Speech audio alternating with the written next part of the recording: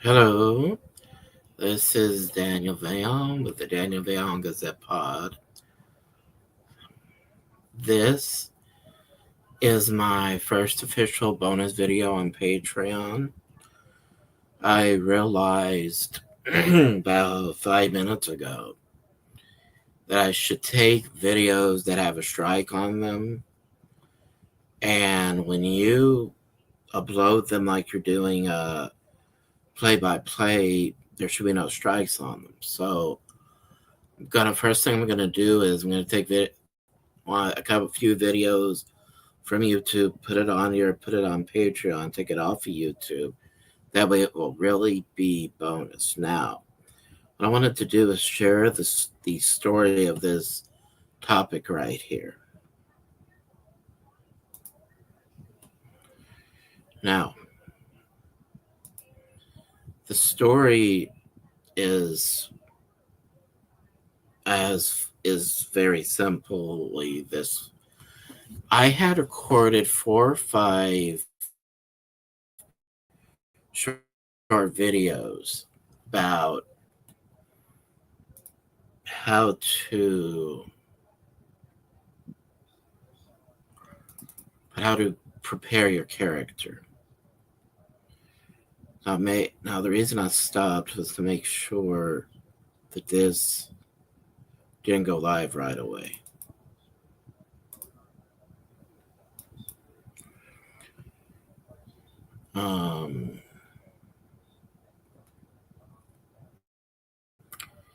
So before I press play right here, let me finish the story.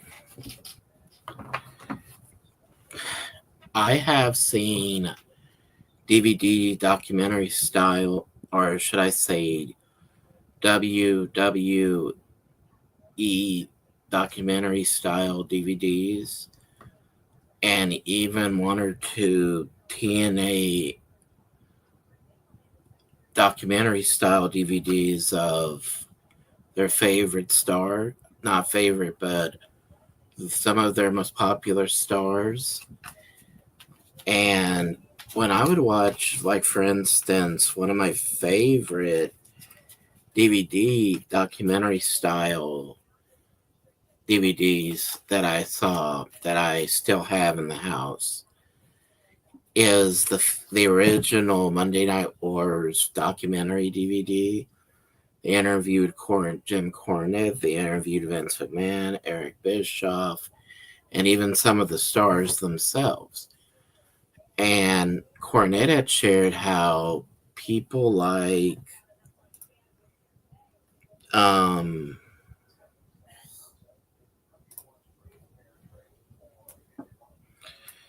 people like Stone Cold Steve Austin could say that, or Nature Boy Ric Flair, somebody like that. Anybody who, whether it's kayfabe or not, anybody who's able to exaggerate the real person, that's the best people you can get, to the best examples of how you should prepare your characters to go out in front of the audience and just exaggerate your real self. But I want to not drag it, want to expound on that a little bit if I can. So you see right here, I have a deck of cards here, and I have face and paint body right here. Face and body paint can right here, or whatever you want to call this. So for myself personally, this is the best way I would put it. By nature in everyday life, I can be very timid at times. So because of that, that's why I like to paint up my face. Plus, face painting was always one of my favorite things to see in wrestling. So I thought, well, I could try to get a mask, but painting up my face is something I've always wanted to do. And when you add face paint to my persona and you add me taking out a deck of cards and shuffling them and playing cards on a table behind, anytime they may show what people do in the back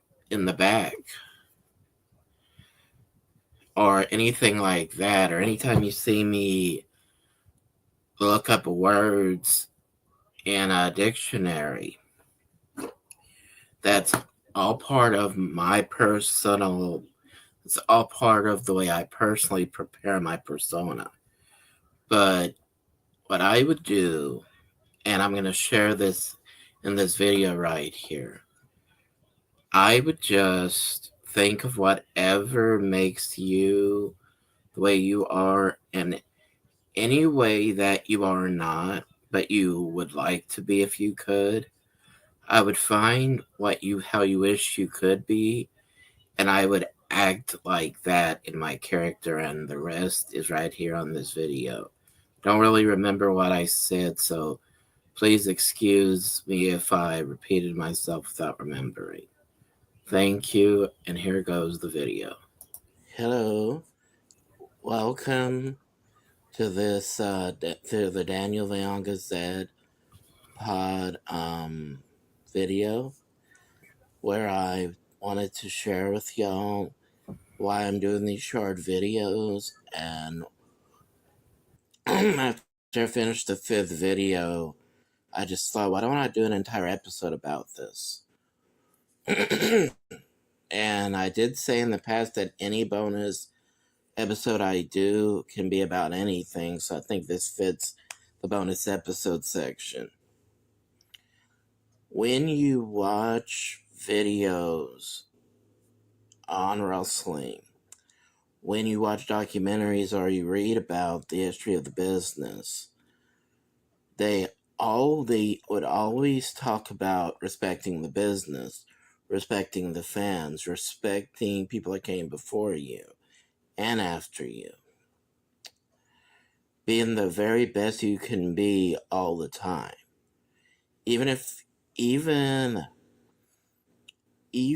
you don't do as well as you want to do, still being the very best at that job for the night you have. Because tonight may be the only night you have to do anything. So, in so many words, respect and hard work go together.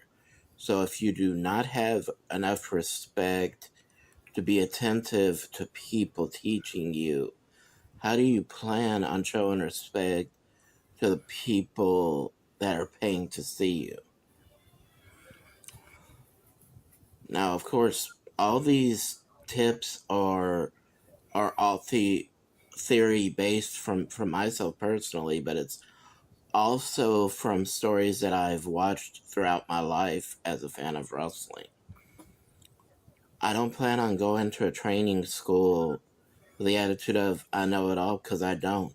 Nobody knows it all. The people that teach you know more than you because of their experience. That's why I personally would want to literally take a notebook, a pen, and start writing down what they're telling me. I would want to write down everything. Now, the training school that I'm going to go to has a manual of how to be a manager. So, what I would do is I would write down everything the manual says and I would memorize it so that when I have to do, let's say that this is why the thought of going to training school is so exciting to me, because they do teach you locker room etiquette in the training school I'm going to go to. As a matter of fact, I think that's the case for most training schools today, is they teach you locker room etiquette. But if you walk through the doors thinking I don't need to pay attention. I can just make it on my own. That's one of the biggest mistakes you can make, because pride goes before destruction and haughty spirit before a fall. That's what the Bible says in the book of Proverbs. That if you live by pride, um, and a haughty spirit, you're gonna be in for a lot of disappointments. So the way I hope to be able to learn is be able to just I hope that I get to have some practice in talking to the audience. I hope that's part of the training. I know that part of the training also, by the way, in Alma, Louisiana, is to teach you public speaking. But my favorite thing in watching wrestling, I always loved the lockups, the takedowns, the submission moves, the high flying, and everything. But what I've always been interested in since I've been a little kid is how people paint up their face. So when I started doing that a few years ago, I could not get over how good it looked. And when I say that, I'm not bragging on myself.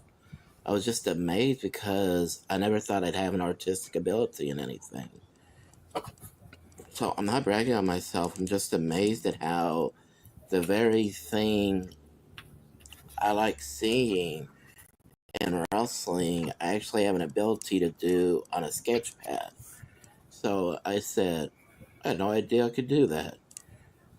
However, I did some face painting practice here on YouTube about 2 or 3 years ago on another channel. And that's when I realized it's not a bad idea to do that. After a while, though, I would start getting bumps on my face, so I stopped. But I finally found the perfect solution. And if you are interested in face painting like I am, and if you are sincerely serious about going to wrestling training school, and you believe that thinking of the character you want to portray is the right choice, to know what you're offering the public, which I think, like I said before, is paramount, or the most important, or sacred. Most sacred and most important thing I believe in every wrestling character or gimmick, which is another word for character. The most sacred thing in all of wrestling is, for most part, is taking your personality and just exaggerating it. Like I said in one of my short videos. If you go to Pro Wrestling 101 with former WWE superstar Justin Incredible, sorry, it sounds funny when you say it fast, but when you go to his video on YouTube, that's exactly how he said to put together a character. Be yourself, or in his words, play up how you really are. Like he used Jeff Hardy as a prime example. Jeff Hardy was what we see on TV is how he is every day of his life, because that's his personality. And I told my mom this about Ric Flair too, that when you read Ric Flair's autobiography, To Be the Man, this was released, I believe, in 2004. And I remember seeing the previews about it around the time they first introduced the character Eugene on Raw, where he admitted in his book, what we saw in kayfabe was how he always was. And although that's dangerous, Because look what happened. 3 or 4 divorces, I believe. It all centers around the fact that he didn't know how to separate himself from his character. Like if he said he was with women all the time, he would be with women all the time. He never kept it in the context of it being a character. Because not to make an excuse for infidelity, because there's no excuse to give, but when he was broke into the business, kayfabe was very sacred. So going out there saying I ride in limousines, I fly in jets, in Ric Flair's case, and all this other stuff he would talk about. If he went out there, this all goes back to his training. That's why the foundation is very important. This all goes back to his training. He was taught never expose that this is a character. So, although that was his personality, when you look at it from his point of view or from his predecessors' point of views, saying it's a show at that time would have ruined the business because they didn't understand. They didn't understand how explaining that it's a form of acting was easier for the public to accept it. And although as a kid you sometimes you want to believe it's real, because at least when you're a kid you can believe it's plausible. When people see this as a regular show, some people get disappointed with it, other people can't accept it and continue watching it until it gets to be too much. So what I've always felt was the best way of explaining kayfabe is when you make it look real, and even read this on Bleacher Report a long time ago. When Triple H and Stephanie McMahon turned heel because they couldn't get Daniel Bryan over as a viable contender for the world title the way they needed to. So they had Triple H, special guest referee, the world title match, turn on Bryan, become an heel authority figure. And he had explained on Bleacher Report that, in the interview with Bleacher Report, that is, he had explained that was all because when you're in wrestling, pro wrestling, WWE, one of the hardest things to do, at least today or back then anyway, was how do you know how to make a star to the level that the person before them is at the moment. At the time, Bryan beat John Cena for the World Championship because John Cena needed an operation on his tricep. They revealed that when he came back.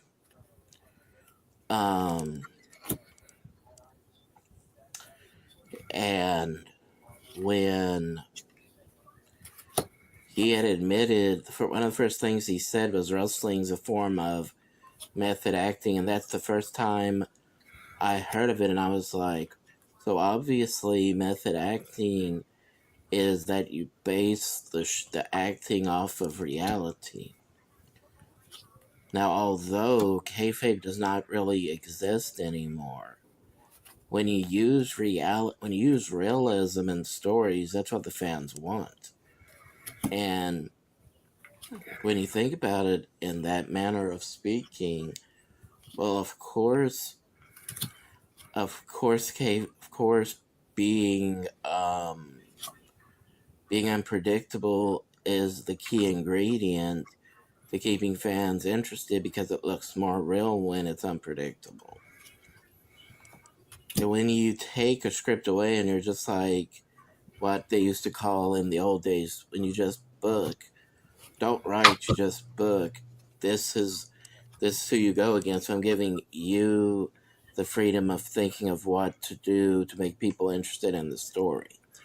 When you give wrestlers freedom like that, that is bringing back the foundation of kayfabe. Because any great wrestling match in the past or wrestling story in the past was all centered around what you're doing in the ring. It wasn't centered around the silly soap opera like elements like infidelity and things like that. That's what made kayfabe wrestling so big for so many years. Was that they knew how to get people's attention without being dirty about it. So this whole idea, the whole idea of this episode is, or this bonus video, is to let people know why I shared the short videos. Now, I didn't want to use I didn't want to, I don't want to use a hyperbole, so I wanted to use an example. I don't want to exaggerate what I already believe to be true about preparing your character. I wanted it to make sense, and I want people to understand where I'm coming from. So, why do I call myself Asher Daniel? Well, my middle name is Asher. My first name is Daniel. Daniel Asher Vayon. The Daniel Vayon Gazette that's me thinking of how I would want to write if I ever wrote about if I was ever able to write about wrestling in a magazine or in a newspaper, which I know that would be very extremely rare for today. But if I would be able to, that's why I call it the Daniel Vayon Gazette, because these are a lot of things I would want to write about if I was to write about something. So outside of those examples of why putting your character together and exaggerating the real person, the best way I could put it is some people, depending on the promotion or in the old days territory that they were in, it depended on how the territory or promotion was treated. Like when Vincent Kennedy McMahon took the reins from his father and he broke away from territories, hardest thing for him was knowing how to put content out to the public with his stars, because he was so fixated on breaking away from territories, breaking away from kayfabe and the sport-like aspect of wrestling, that because all he could think about was the entertainment value of it, turning it into more of a TV show and less of a sports show. And that, in a lot of ways, is what killed wrestling for so many years. And by the way, since I'm on the subject of territories versus companies, the National Wrestling Alliance, the last remnant of the territory, by the way, of the territory days, by the way, they restarted their territory recently. So just thought I'd mention that to show how prevalent territories are today. NXT, since Triple H took it over, creatively speaking, he took over the creative aspect of NXT. That has been his goal from the very beginning. He wanted to use it as a territory. And when I read that, I was like, he takes over we're going to go back. The business is going to head back to territories.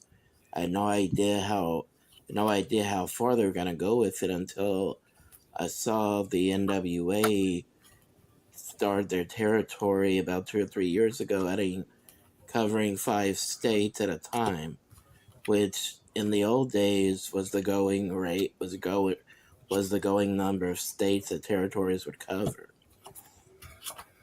So in the coming years, we'll probably see the return of Loser Leaves Town and things like that. That really was fun to watch. I know my uncle loved the Loser Leaves Town matches because before he died, he asked me why they don't have that anymore, and I said, well, they don't have territories, that's why.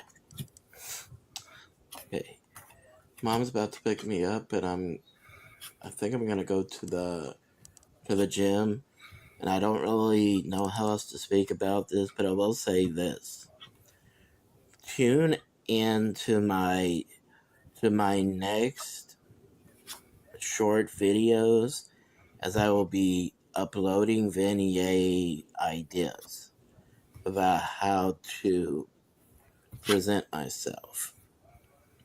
Thank you and goodbye.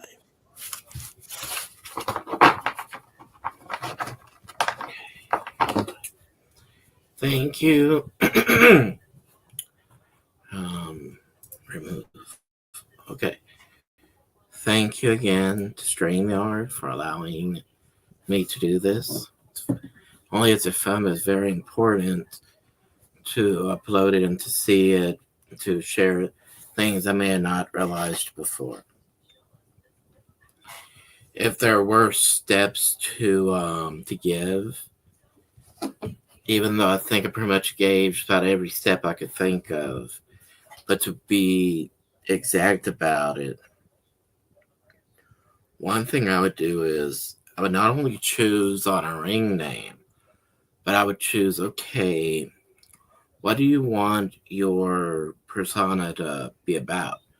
That's one of the most important things of vignettes are. Anything, whether it's a minute or whether it's 2 minutes long, anything that helps you understand what they're talking about. Like about a year or two ago, I saw Brian Pillman Jr. debut as Lex is King. And for 2 or 3 weeks, I would see that, and I was like, this has got to be a vignette. I can tell by the video. So fortunately for me, the latest time that they had shown a vignette from him, I was able to watch it. And I said, so this is from Brian Pillman Jr.'s new persona. Okay. So that's what gave me this idea. So I'm going to do a few vignettes myself. I'm going to upload it here on StreamYard. You ought to see on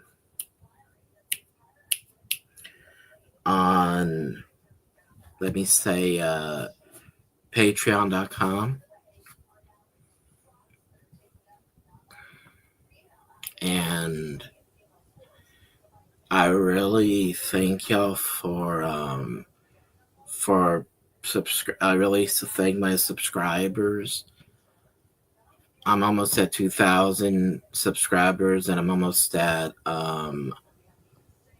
the allotted watch hours before I can make money with YouTube. But it's going to take me a while, so I thought, why don't I try to see if I can make money from Patreon also? So just to see what people are interested in. And yes, please, if y'all see my post on YouTube asking y'all what benefits y'all would be interested in receiving, please respond, because I really don't know what to offer anybody. Thank you and goodbye.